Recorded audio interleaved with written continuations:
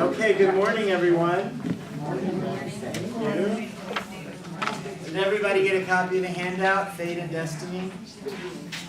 Okay, there's extras up here. Okay, thank you all for coming. This is the final session of our adult education for this academic year, so until next fall. And you see here in the back that we have a video camera set up. So this is something new that we're trying to record our Sunday morning classes and then to post them online afterwards, so that if you're unable to attend, you can watch them. So I just want to acknowledge Joel, who's helping us with this, as well as Karen Benson, who's our incoming adult education chair, and we're working on making this happen. So there, information will be coming out about how to access it, but Joel's setting up a link from our BJBE website under the adult education section where these sessions will be archived. So watch for that. Now that doesn't mean that you shouldn't come on Sunday. You still should, because it's never quite the same watching it in video. Okay, so this is part 3 in our series on God after Auschwitz. We skipped a week, so we had several weeks ago Rabbi Kadar spoke and talked about several different viewpoints on this issue. Then we had Isaac Levendel, who was a survivor, who gave his story. And I'm going to return to kind of the philosophical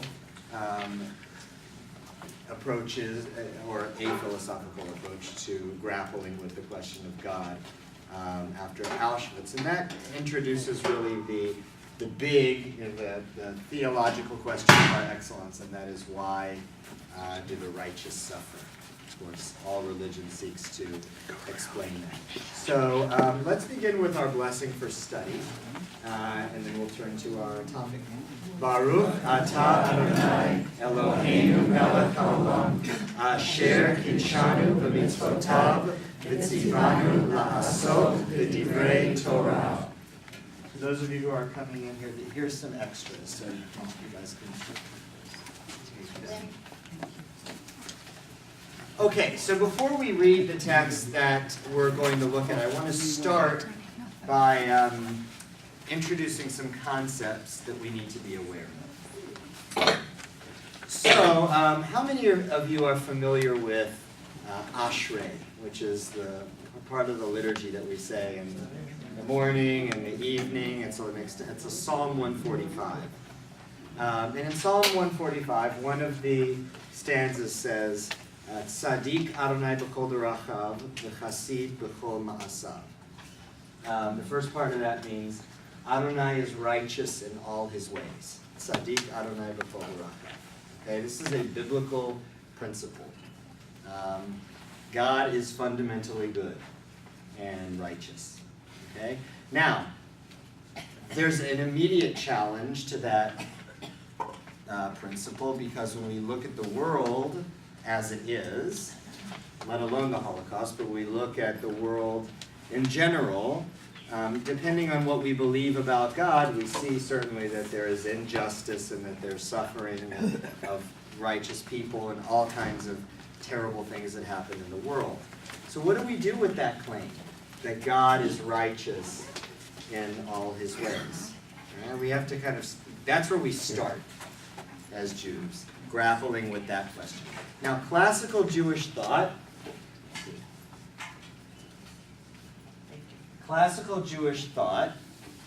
has held, in respect to God, 3 basic premises. Okay? The 3 basic premises I've written down here. That God is omniscient. What does omniscient mean? All-knowing. All-knowing. That God is omnipotent, all-powerful, and that God is just. Okay? This is the classical definition of what God is. Okay? So looking at these 3 premises, well, we've got a problem, right, with the observable world. if God is all-knowing, what does that indicate? Let's focus for the moment on the Holocaust, because that's our topic. What would that indicate? He's aware of evil. Aware of evil. So God knows, and not only that it's happening, but God is omniscient, so God would know the intent of people. I mean, God knows everything, right? So if God would know in advance what would be perpetrated, okay, so that's God. That leads into the next one, omnipotent. Well, God is all-powerful, right? Now, if God is all-powerful, that would indicate what? That God would have the power to stop in advance, from something like the Holocaust from ever happening, because God knows it's going to happen, and there's no limitation to God's power. And then the final premise, God is just, right? How do you define that term? Fair, okay, I think it's a little bit more. Lawyers in the room, what does it mean to be just? Righteous. Yeah, righteous, but it's also more than that. Justice. Do the right thing. Okay, yeah, but the justice system, right? Adhere to the Torah. Well, adhere to, yeah, okay. Law, right? Justice means that everybody gets their due, right? I mean, the justice system ensures that in the divine justice system, that righteous behavior is rewarded and that wicked behavior is punished. That's what it means to be just. Okay? That's not true in the legal sense. Well, it's different from righteous. Okay? I mean, there's certainly justice is righteous. Okay? But justice connotes, reward for good and punishment for wicked. That's justice. That's different from mercy. Mercy would indicate just an overflowing of goodness and compassion, even for those who act wickedly. But just, okay, indicates that.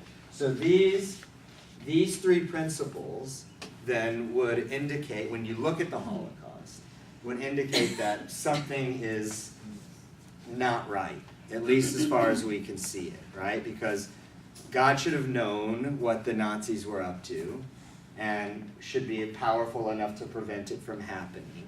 And in any case, we know that all kinds of good and righteous people died and suffered during this tragedy, and that doesn't comport with justice in the world, okay? So an event like the Holocaust, and really the Holocaust does this, unlike any other event in Jewish history, is rocks the classical paradigm to its core. And all of a sudden, Jewish thinkers who had really, up until this point, kind of held the line on this, that God is all of these things, and if the world seems like it's not, we're not able to understand it. Okay, after the Holocaust, this begins to change. And Rabbi Kedar talked about some kind of lines of thinking that challenge this paradigm. So, some theologians, the approach kind of suggests that, well, all three of these can't hold and make sense, right? So something has to give here. So some theologians give up on the idea of omnipotence, okay? And she talked about Harold Kushner. This is really the Kushner model, Emil Fackenheim model, that God was present at Auschwitz and aware of what was going on, but God did not have the power to stop it. Because when God created human beings and gave us free will, God necessarily limited God's own power, right? In giving you the ability to decide for yourself how you're going to act, God gives up the ability to control your behavior. God is not the puppeteer of the world, right? So that's one solution. And in that sense, we can preserve God's omniscience and also God's justice, But God's not omnipotent. God's limited in that sense. Okay? A thinker like Elie Wiesel, who, of course, has written on this issue, not only, well, in what I've read at least of him, he doesn't deal with the omnipotence so much. He challenges this, the just one. And that's one that, in the main, most thinkers don't want to give up on, because if God is unjust, what kind of God is that? I mean, who wants to worship that kind of a God, right? A God that's just wicked or capricious toward humanity. But Wiesel challenges it. And he says that, well, maybe it's not that God is actively unjust, but God, in the case of the Holocaust, to put it simply, but he almost states it in these words, God fell asleep at the wheel. Okay? Wiesel kind of writes that it's God's job to watch over the world and to make sure that the world is operating rightly. And when terrible things like this happen, it's because God is neglecting God's responsibility to the world and to humanity. Okay, so that's what Wiesel says about the Holocaust, and he says because God has the tendency sometimes to do that, and you can demonstrate it even in the Bible itself. God is sometimes there, but sometimes not. And we have to wonder, well, why is God just not there, disappearing sometimes when we need God to be there? Wiesel says that what that means is that we have to kind of rethink the notion of the covenant. And the covenant now has to mean that both parties to the covenant, God and the Jewish people, are kind of obligated to call each other out when we're not upholding the end of the bargain. And if God is asleep at the wheel, it's up to us to step in and do God's job. And so Wiesel calls for, aggressive activism and vocal protest against evil in the world. And he's been that. I mean, certainly in his career, he speaks out against genocide all over the world in places where other people don't talk about, because that is how Wiesel, after his experience, understands the role of the Jew and the human being in the post-Holocaust world. Okay? So those are just kind of a general overview of some key post-Holocaust thinking on it. What else could you imagine could be said in addition to the ideas that I've just presented? Working off of this paradigm, how would you propose to deal with it? Sharon. I think traditionally some people think, well, I can't know the bigger picture. It's a Okay. tapestry thing. This Okay. is the threads of what I see, but behind it, there's a beautiful portrait. that I Okay, can understand. okay, yeah, we're gonna get into that. That's kind of where Soloveitchik is going. Okay, good. What else? I guess I would think about what if God wasn't just, and this goes beyond the Holocaust, but wasn't just focused on justice and all of that with humanity, but with all of creation. So therefore, if humanity is, as a species, is threatening the other species, and humanity has to go in order to preserve the larger of creation, then that's the way it goes. Okay, all right, it could be that and that view would suggest that humanity is really not the center of God's concern, but humanity is part of just the whole ecosystem of the cosmos, and there are bigger interests at heart, or at work. That could be so, and that could also fit with Sharon's paradigm. All right, what else? Other thoughts? And possibly people who were rounded up didn't fight back soon enough, they just took it for granted. So they didn't, as it says in the Torah someplace, reach for children of Israel, and they get to know show them stuff that they just didn't take the matters into their own hands, unlike, until, later where history proves itself. And but actually, isn't I think today's Israeli Independence Day, right? So, because of everybody in Israel taking a firm, aggressive stand, the state of Israel was born. So Yeah. maybe that's part of it too, that you just can't sit on your laurels, Right. even though, Monday morning quarterbacking, is a whole other story. Sure. Especially, in a situation like that. Yeah, that's a good insight, and that approach. See, we don't often think about how theology and beliefs about God drive our behavior, but in fact they do, even if subconsciously. So that theological approach, I think, really does drive the Zionist enterprise. The Zionist movement introduced this new paradigm that they proudly called the New Jew. The New Jew was, the Jew who's not passive with his face buried in books and prayer, but active and taking charge and making things happen and fighting, right? That's the model of the Zionist pioneer in the Israeli soldier today, right? That theology really does underlie modern Israel, and even before that, there's many of you probably have heard the name Chaim Nachman Bialik. Okay, he's a poet, an Israeli poet. And he wrote already in the beginning of the 20th century, before the Holocaust, after an unusually horrific pogrom against the Jews of a town in Russia called Kishinev.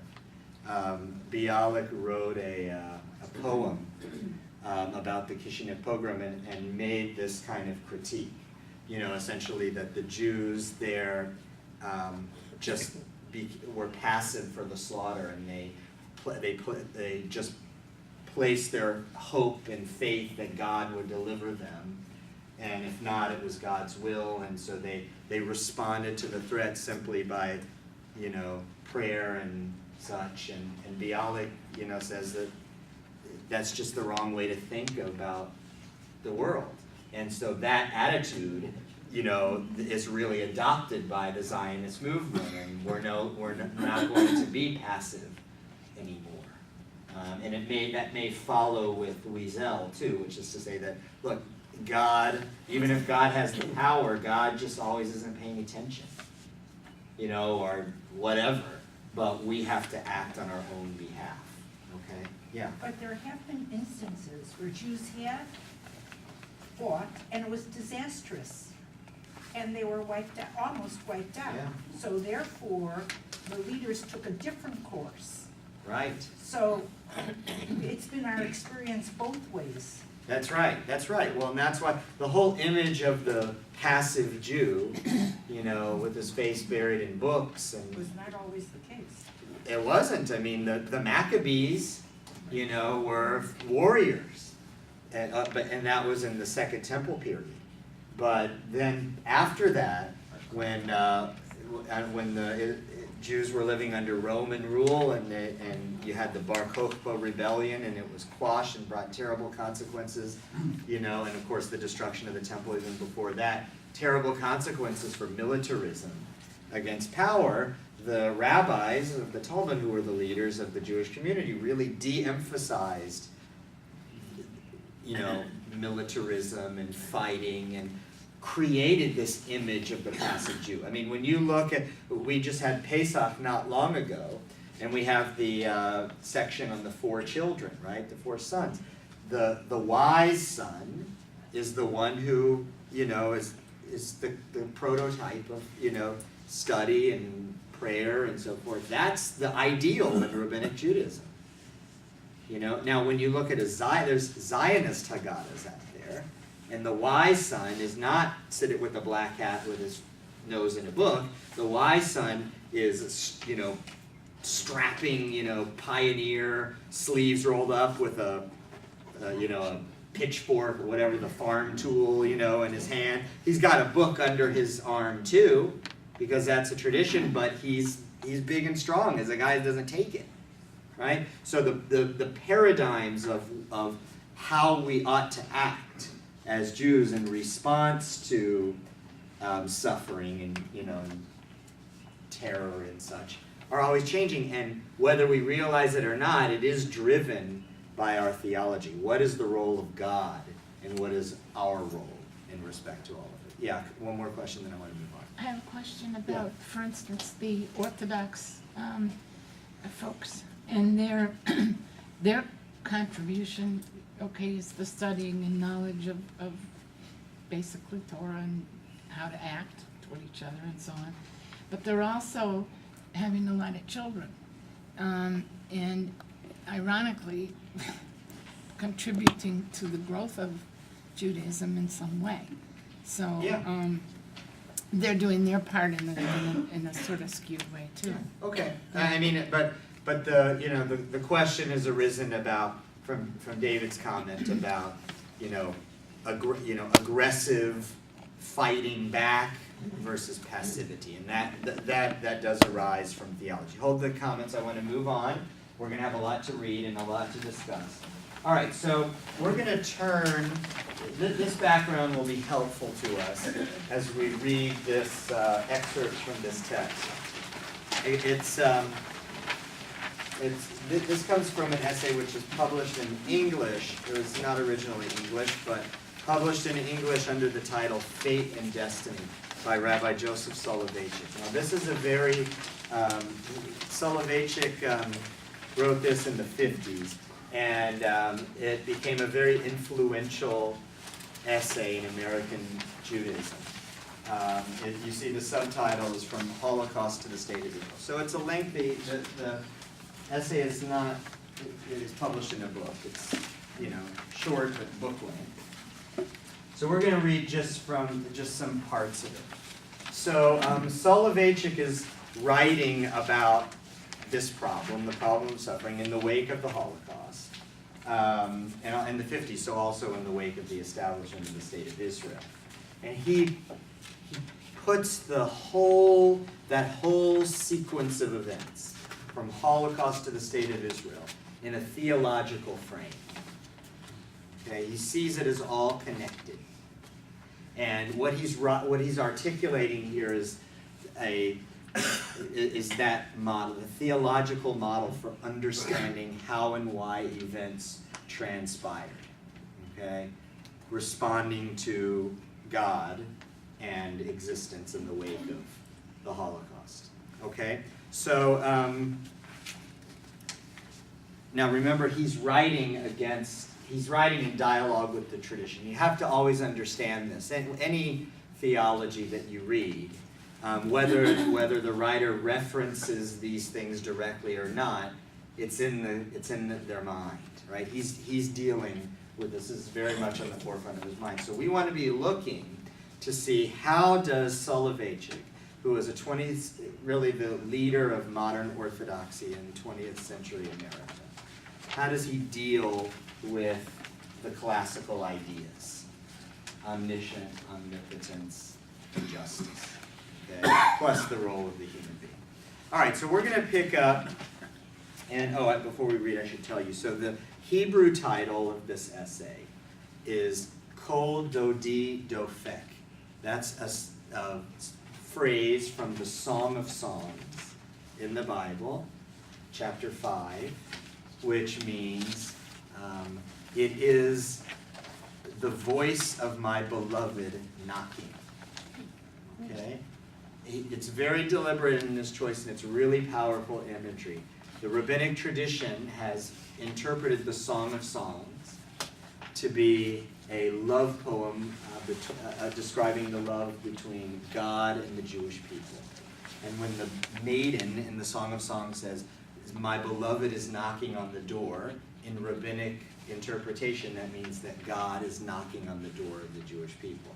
Soloveitchik's essay is entitled that, okay, suggesting that in all of these events that he's about to describe, it's as though he hears God knocking at the door. Okay, that's important to understand. It's really powerful imagery. Okay, So let's pick up on, okay, page 4, where I marked the bracket. It starts with Judaism, right? Okay. Well, why don't we take turns reading? Charles, you want to read loudly? Judaism, with its realistic approach to man and his place in the world, understood that evil cannot be blurred or camouflaged, and that any attempt to downplay the extent of the contradiction and fragmentation to be found in reality will neither endow man with tranquility nor enable him to grasp the existential mystery. Evil is an undeniable fact. There is evil, there is suffering, there are hellish torments in this world. Whoever wishes to delude himself by diverting his attention from the deep fissure in reality, by romanticizing human existence, is naught but a fool and a fantast. It is impossible to overcome the hideousness of evil through philosophico-speculative thought. Therefore, Judaism determined that man, entrapped in the depths of a frozen, fate-laden existence, will seek in vain for the solution to the problem of evil within the framework of speculative thought, for he will never find it. Pause there, okay? So, what is he saying? There's evil in the world, and there's nothing really we can't do about it. It's there, it exists. Okay, evil is a fact of the world, right? It's a reality. He doesn't get, so far in what we've read, he doesn't get into the why of it, but he's making a point about the why of it, right? What does he suggest about the why of it so far? It's foolish endeavor to ever try to explain it. It just is. Don't waste your time. Don't waste your time, okay, because it can't be explained. Now, Soloveitchik in the very first page, or second page of this essay, introduces a paradigm where this title, the English title, gets its name, Fate and Destiny. Soloveitchik says, and this is common in his writings in general, he sets up two types of individual, and they're theoretical types. Okay, no individual is purely one or the other, but these are kind of paradigms of thinking about the world. So he says there are two kinds of person. One he calls the man of fate. The other he calls the man of destiny.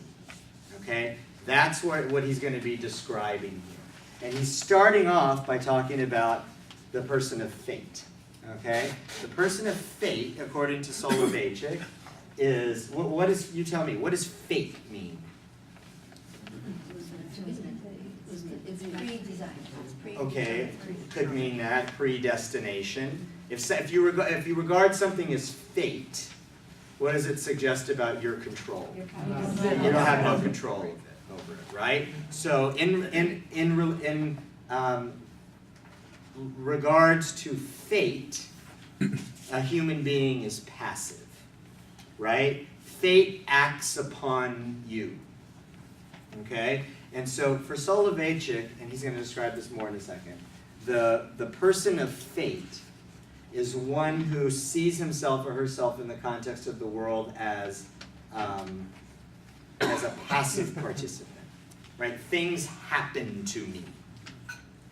And then the person of fate wants to know, why does this happen to me, right? And he says that question, he's already tackled it right here. He says that question is a waste of time because it can never be answered, right? The fact of the matter is that evil is, okay? So Soloveitchik now wants to deal with the issue of how do you respond, okay? Are you a man of fate or a man of destiny? He's going to describe it. Yeah, Norman. But God created the world and everything in it. Right. And so if we're wondering, how did this come about? It's because God wanted it to come about, perhaps. Well, maybe. Perhaps. Okay, perhaps. Yeah, now that goes to the issue of omnipotence. Is it God bringing it, or is it the function of, God has created the world with the potential for good and for evil to be brought out by human beings, and the Nazis brought out evil. But yes, that God created the capacity for it. I mean, that's very important to understand. You know, the Isaiah says this in a phrase that's adapted for our liturgy. God is Oseh Shalom Uvoreh Ra. Now in the liturgy it's Uvoreh et hakol. God makes peace and creates all things. But Isaiah's statement is God makes peace and creates bad. Right? God is a creator of everything. God is one. So to the extent that there's bad in the world, it derives, at least to some degree, from God. Okay? But Soloveitchik says, asking the question of why is, it doesn't get you anywhere. Okay? So he goes on to say, certainly, the testimony of the Torah that the cosmos is very good is true, right? God created things, this is very good. However, this affirmation may be made only from the infinite perspective of the Creator. After all, it was God who said, this is very good, not man. Okay, and that's an important point here. Because we cannot confuse, and Soloveitchik is saying this implicitly, that we cannot confuse our perspective with God's perspective. We are not God. So to the extent that something appears good or bad or what have you to the human being, we have to understand that that's an interpretation on the basis of our finite capacities to interpret. But we don't know everything that God knows. We're not God. Okay? All right, so he goes on. Finite man, with his partial vision, cannot uncover the absolute good in the cosmos. Right? We can search for it, but it will be in vain, because the world appears to us to be bad in lots of cases. The contradiction in existence stands out clearly and cannot be negated. Evil, which can neither be explained nor comprehended, does exist. Only if man could grasp the world as a whole would he be able to gain a perspective on the essential nature of evil. However, as long as man's apprehension is limited and distorted, as long as he perceives only isolated fragments of the cosmic drama and the mighty epic of history, he remains unable to penetrate into the secret layer of suffering and evil. To what may the matter be compared? To a person gazing at a beautiful rug, a true work of art, one into which an exquisite design has been woven, but looking at it from its reverse side. Can such a viewing give rise to a sublime aesthetic experience? We, alas, view the world from its reverse side. We are therefore unable to grasp the all-encompassing framework of being. And it is only within that framework that it is possible to discern the divine plan, the essential nature of the divine actions. Now, I want to get your reactions to this idea in a moment, but first I want to point out to you that Soloveitchik here is acknowledging, or I should rather say, he's not claiming to have the ability to see the rug from the opposite side. In fact, he's saying the opposite. He says, I am a human being, and this is something that I have to acknowledge about my existence, that I can only see the rug from the reverse side. It is not possible for me or any human being to see it from its front side. So I have to deal with that. All right? So what are your thoughts on this idea? Erwin? What comes to mind is the committee of blind people feeling around an elephant. No one individual gets the whole picture. They get little bits and pieces, and Yeah, it's impossible to put together. yeah, right. Sharon? I think it's a terrible cop-out, personally. I never liked it, I don't find that comforting. I find it just saying, it makes me feel hopeless. So I don't like it. Okay, well, and that's what he's presenting with the man of faith, right? And he said, and so we have to see how his thought develops here, but yeah, he is suggesting, I think that's exactly what he wants you to feel. If, this is the case, and we approach the world as people of fate, the result will be utter hopelessness, right? right? So that's why he's going to propose the paradigm of the man of destiny, okay, which we're going to read about in a second. But that is the problem, right? Now, the way he's presenting this is, it is unavoidable, and whether it's a cop-out or not, it's a reality because human beings are not God. If we were God, we would know everything. But then we would be God, right? I mean, if we're going to hold to the idea that there is some inherent difference between God and humanity, that there is a heavenly realm and an earthly realm, well, how really could we expect to understand everything about the way the world works? He begins his essay by making reference to a passage in Exodus chapter 33, where Moses says to God, in kind of an exasperation, God, show me your ways, let me see your face. And God's response to Moses is, Moses, I love you, but sorry, nobody can see my face and live. Right? There are just some things as human beings that we can't know. All right? And that's what he's grappling with here. Norman. Seems to be a number of people who don't believe in God. And they may take this explanation as to why there is no God. Because if there was a God who wanted justice in the world, that's what we would have. Yeah. And he has that full power to do.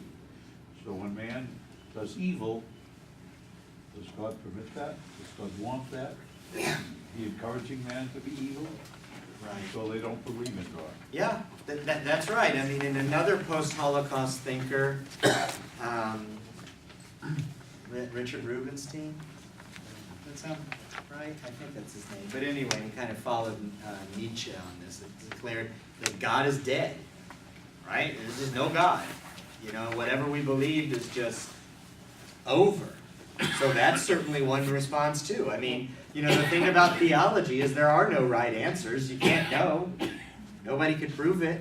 So it's about what you believe. You know, ultimately, how do you make sense of the observable experience? This is, you know, one approach.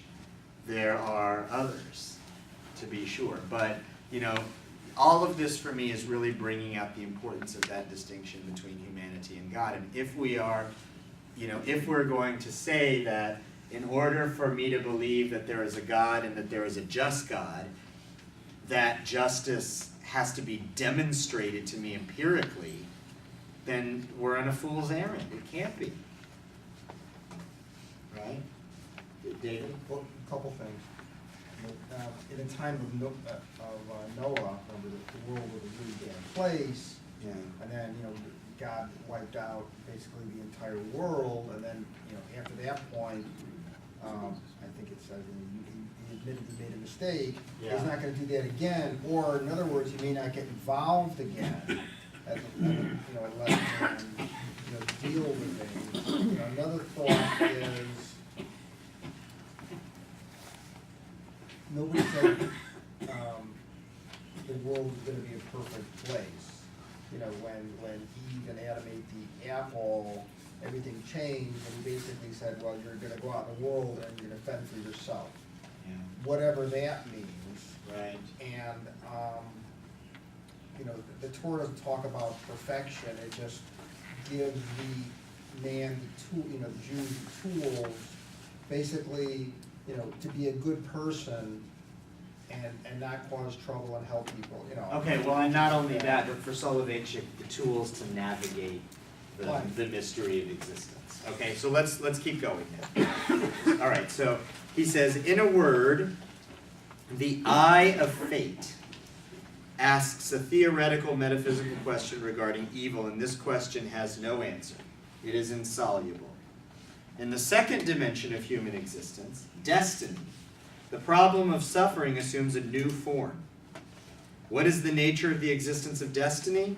It is an active mode of existence, one wherein man confronts the environment into which he was thrown, possessed of an understanding of his uniqueness, of his special worth, of his freedom and of his ability to struggle with his external circumstances without forfeiting either his independence or his selfhood.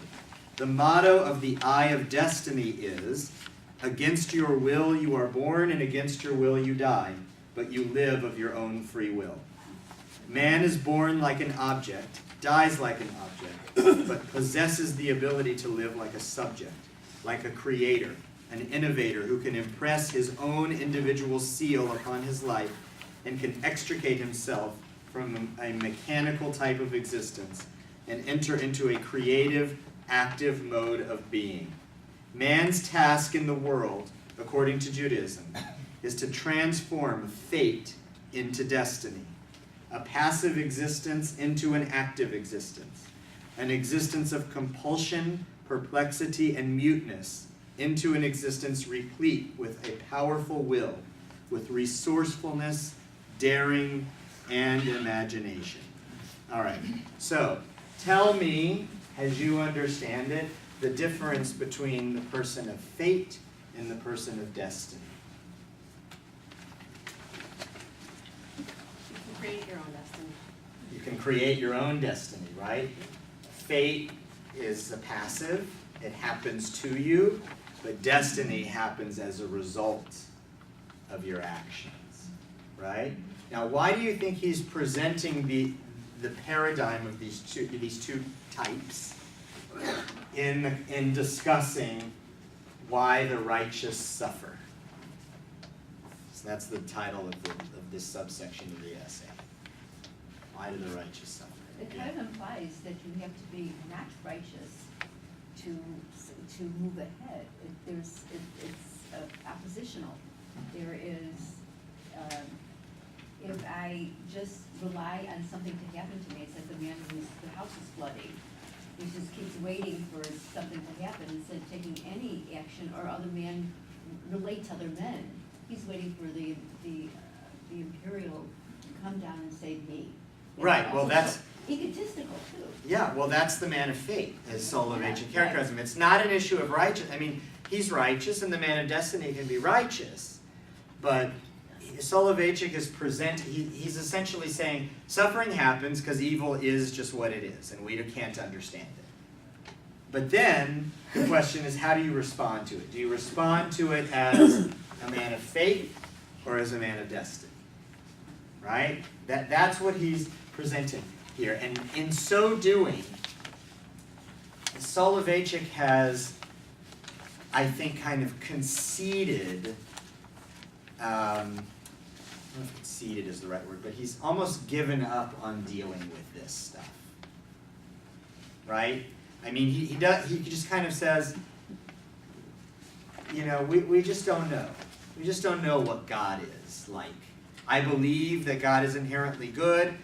I can't see it all the time, but for me to try to figure it out just doesn't do anybody any good. So now I bring the issue of suffering from the kind of speculative world of trying to understand the why of it, and just bring it into the practical, earthly world of figuring out what to do about it. Okay? This is Soloveitchik's response to the problem of suffering. Let's keep going for the sake of time, and then we'll take some more. Rabbi, Yeah. ask a question or comment. Doesn't this underlined phrase here sort of define the title of the book? Yes. That we've gone from the fate of the Holocaust to the destiny of creating the state of Israel? Yeah, very nice. Yeah, because he is describing that scheme of events, and that goes with what David said. I mean, are we going to respond to evil as people of fate or as people of So destiny? maybe it's because of the greater good. I mean, this is a stretch, but, you know, if you talk to, it's not, I forgot, and I've been there, in ancient times, where were the, 2,000 Jews climbed the mountain, and then they were all basically, Masada, okay, and there was a couple thousand people, okay, and you could say, well, why wasn't God there, okay? And then, 2,000 people, and maybe because it's just a small number, all right? Maybe, I just thought of this, the Holocaust somehow happened in order to born the state of Israel And, you know, and I heard on the news today things about happening with Syria, and things are really scary, and maybe without the state of Israel, you know, in the last 25 years, you know, we may not be here today because, Yeah. you know, it's basically a safeguard in the Middle East of all the nuttiness. Yeah, I mean, it could be. Now, Soloveitchik is careful not to get into that. He doesn't want to come out and say, well, I understand that the Holocaust needed to happen so that there could be a state of Israel and that there was purpose behind it. He doesn't get into that. Because I think the reason he doesn't is because, in deference to this idea that he's put forth, we just can't understand it. So to try to speculate and harmonize it is just that's the wrong realm. See, he goes on in the next paragraph.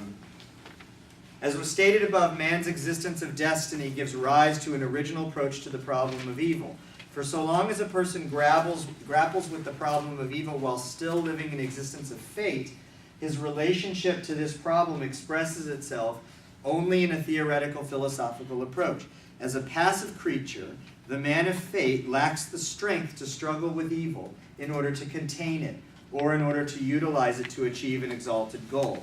For the I, subject to fate, is unable to affect any matter of consequence in the sphere of his own existence, right? If you're caught up in asking the why, you're paralyzed, okay? He is nourished by his external environment, and his life bears the imprint of that environment. Therefore, he relates to evil from a non-practical standpoint and philosophizes about it from a purely speculative perspective. He wishes to deny the existence of evil and to create a harmonistic worldview, right? That's like, well, maybe it's because of this, and then it all makes sense. Okay? The end of such an effort can only be complete and total disillusionment. Evil derides the captive of fate and his fantasy about a world which is wholly good and wholly beautiful. He's saying that you just have to accept the fact that the world is not perfect, like you said, and move on. Okay? And now respond to it for what it is instead of trying to rationalize it away. Okay? Hold on one sec. Let's keep going, and then we can take some more comments. All right, so he goes on. However, in the realm of destiny, man recognizes the world as it is and does not wish to use harmonistic formulas in order to gloss over and conceal evil. The man of destiny is highly realistic and does not flinch from confronting evil face to face. His approach is an ethico-halachic one, devoid of the slightest speculative metaphysical coloration. When the man of destiny suffers, he says to himself, evil exists, and I will neither deny it nor camouflage it with vain intellectual gymnastics. I am concerned about evil from a halachic standpoint. This is the Torah. So what do I do? How do I navigate it? Like a person who wishes to know the deed which he shall do. I ask one simple question. What must the sufferer do so that he may live through his suffering? In this dimension, the center of gravity shifts from the causal and teleological aspect of evil, etc., we don't need to know that, to its practical aspect. The problem is now formulated in straightforward halachic language and revolves about one's daily quotidian tasks. The fundamental question is, what obligation does suffering impose upon man? This question is greatly beloved by Judaism, and she has placed it at the very center of her world of thought. The halakha is concerned with this problem as it is concerned with other problems of permitted and forbidden, liability and exemption. We do not inquire about the hidden ways of the Almighty, but rather about the path wherein man shall walk when suffering strikes. We ask neither about the cause of evil nor about its purpose, but rather about how it might be mended and elevated. How shall a person act in a time of trouble? What ought a man to do so that he not perish in his afflictions? Okay, so what do you think of this? Lynn? He says a person of destiny should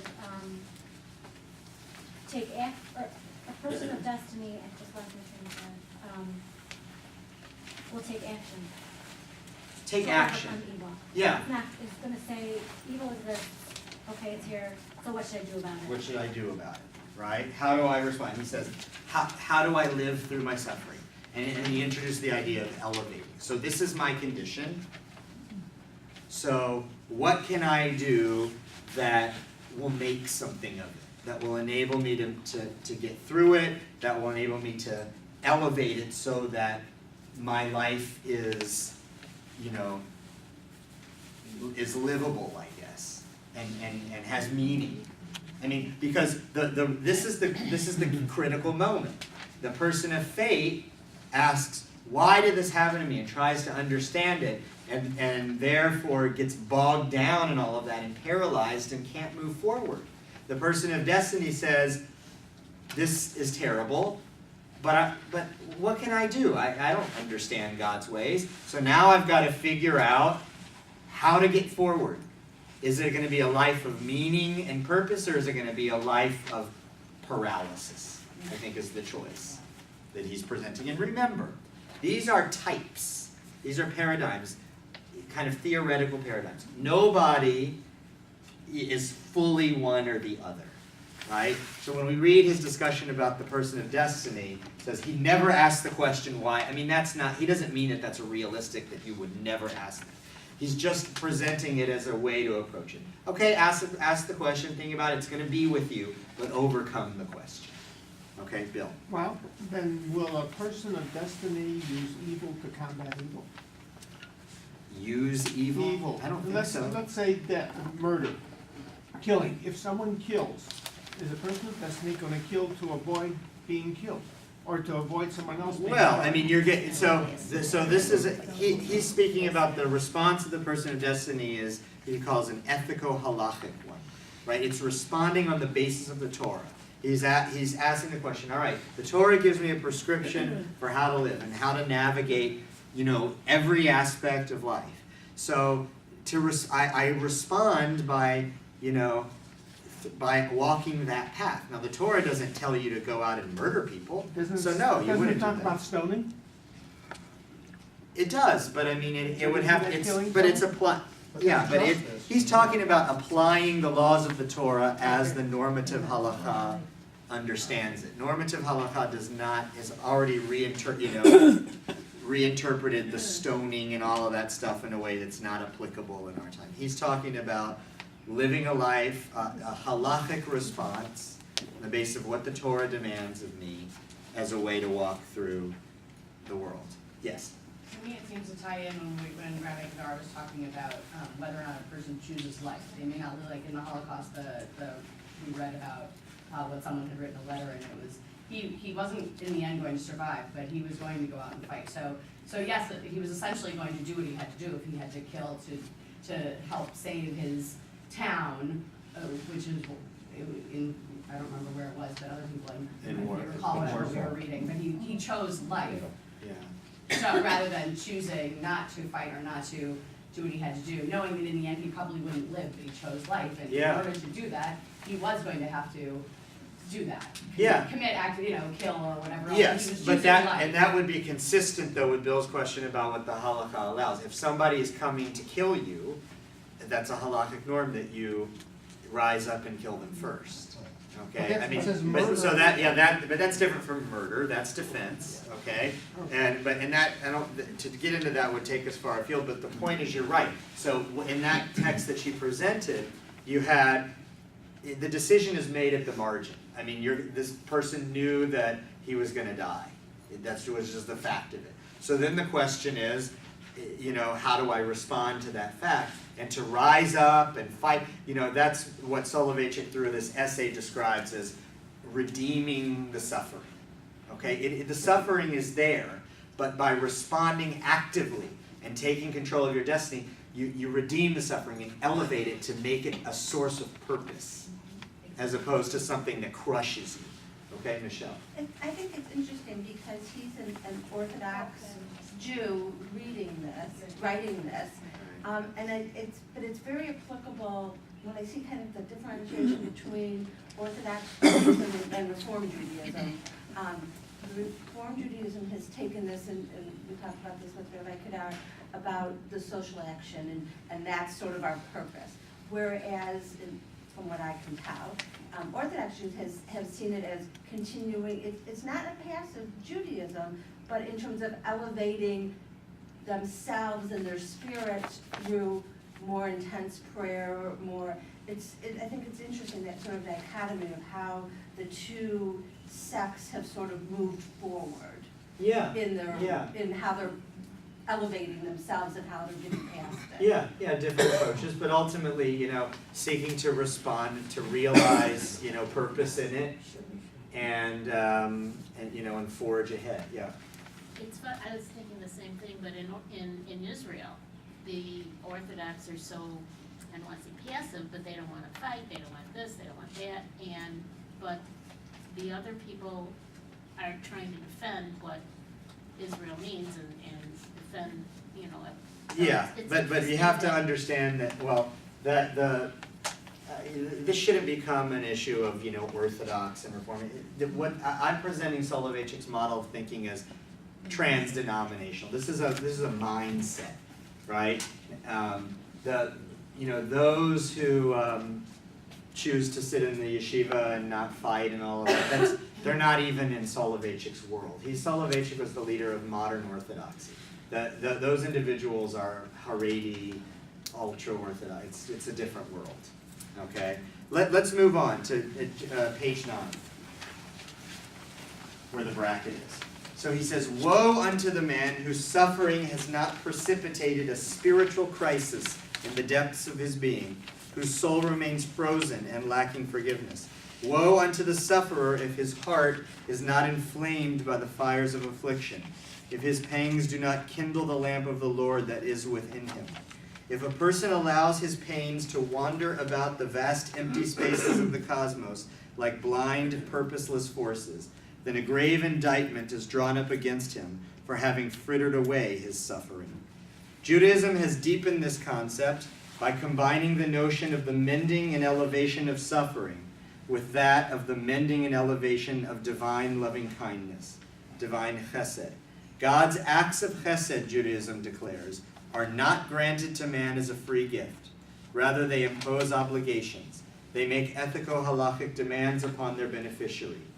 To be sure, the overflow of divine chesed derives from God's open, superabundant, and generous hand, but it is not an absolute gift without conditions or restrictions.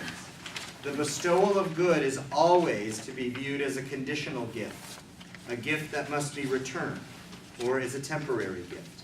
When God endows a person with wealth, influence, and honor, the recipient must know how to use these boons, how to transform these precious gifts into fruitful creative forces, how to share his joy and prominence with his fellows, how to take the divine chesed that flows toward him from its infinite divine source and utilize it to perform in turn deeds of chesed for others. A person who is not brought by divinely bestowed bountiful good to commit himself absolutely and unreservedly to God perpetrates a dire sin, and in its wake he finds himself in very difficult straits, which serve to remind him of the obligation he owes to God for his gift of chesed. Our great Tannaitic masters have taught us, a man must pronounce a blessing over evil, just as he pronounces a blessing over good. In the same way that God's goodness imposes upon man the obligation to perform exalted sublime deeds, and demands of either the individual or the community original creative actions, so too do afflictions require of a person that he improve himself, that he purify his life. If he was previously not bestirred to action when God's countenance shined upon him, when God's chesed overflowed toward him, right? Suffering should kindle this fire within us to act and to respond. For there are times when a person is called upon to mend through his afflictions the flaws that he was inflicting upon creation when God extended peace to him like a river. He's saying here, if all the good that God has ever done for you in your life has gone unrequited on our part, well then, suffering ought to make you realize that there's something that we have to respond to. This, I mean, he's not saying that God inflicts suffering because you haven't been thankful, but that, we owe gratitude in response to God's goodness, but, people sometimes just take goodness for granted and don't respond, but we owe, when suffering comes, we also have to respond to God too, and that's maybe a sharper distinction that we can see, or a sharper experience that will prompt it. Okay, the awareness of the requirement to commit oneself entirely to God and the understanding of one's obligation to purify and sanctify oneself from precisely out of the midst of one's suffering must shine brightly in the soul of a person when he finds himself in the straits and inquires into the meaning of his very existence. At that very moment, he is obliged to mend his unfeeling heart, the moral callousness that caused him to sin while he was yet standing in the great expanses.